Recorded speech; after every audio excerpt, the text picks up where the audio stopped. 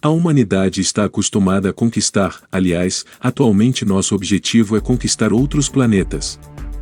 No entanto, existe um lugar na Terra que se tornou impossível de ocupar, a ilha de San Mateo.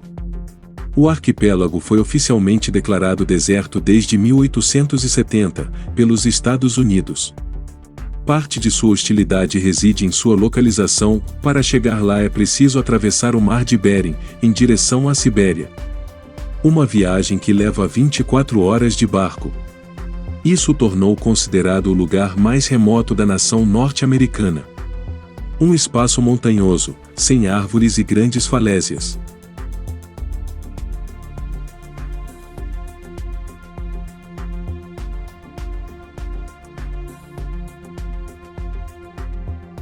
O arquipélago possui uma ilha menor ao sul, Ilha Hall.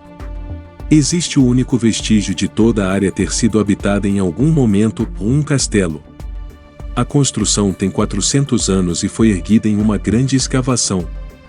Isso ajudou seus habitantes a sobreviver nas condições extremas da ilha. Em comparação com as áreas mais benevolentes, Ilha Hall é sem dúvida a área mais hostil. As tempestades a atingiram com fúria constantemente.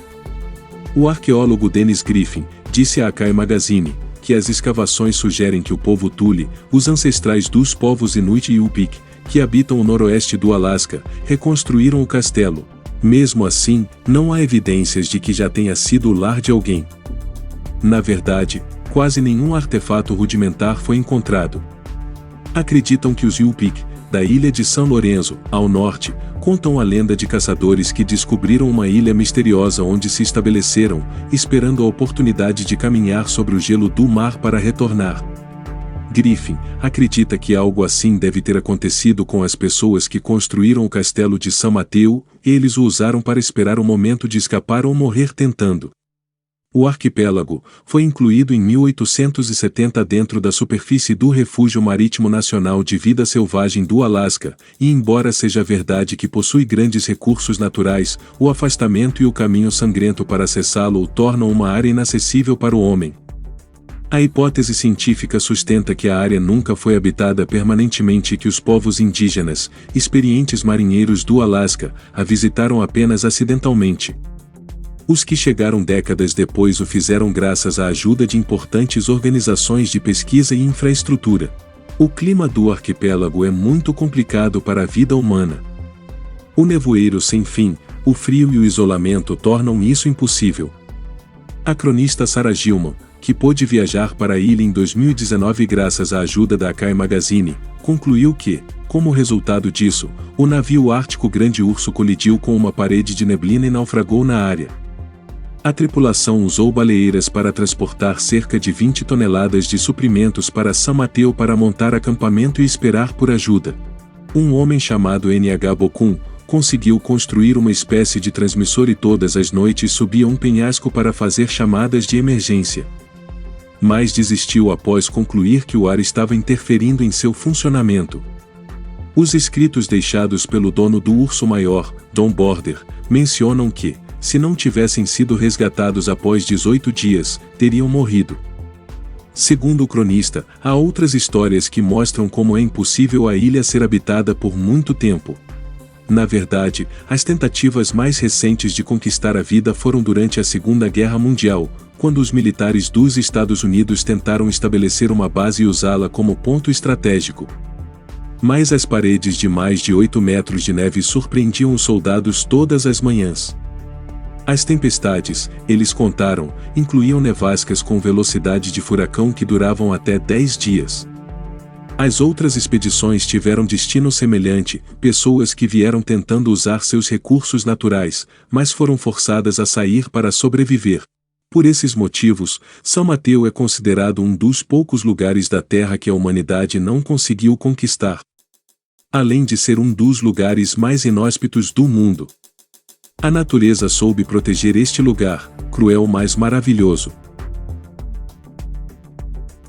Uma equipe de arqueólogos está estudando os misteriosos montes e paredes subaquáticas de antigos montes de pedras, que se estendem por quilômetros abaixo do Lago Constança, um lago glacial localizado entre a Alemanha, a Áustria e a Suíça. De acordo com um estudo publicado em 2021, essas estruturas foram construídas por humanos há cerca de 5.500 anos. Originalmente descoberto pelo Instituto de Pesquisa no Lago Langenargene em 2015, as enormes pirâmides de pedra atraíram a atenção do público e controvérsia entre os especialistas. A algumas centenas de metros da margem sudoeste do Lago de Constança, na Suíça, existem cerca de 170 dessas formações rochosas. As formações rochosas no cantão de Turgal foram criadas por humanos durante o período Neolítico, de acordo com uma equipe de arqueólogos liderada por Urs Leusinger. De acordo com um estudo publicado na Revisão Anual da Arqueologia Suíça em 2021, as paredes têm várias dezenas de metros de largura e até 2 metros de altura. Isso os torna estruturas impressionantes que exigiriam muito tempo e esforço para serem construídas. No entanto, de acordo com os pesquisadores, o propósito deste objeto pré-histórico de 10 km de comprimento permanece incerto. As pessoas ergueram esses monumentos ao longo da costa durante os tempos neolíticos. Atualmente, o nível do lago está de 3 a 5 metros mais alto devido às mudanças climáticas.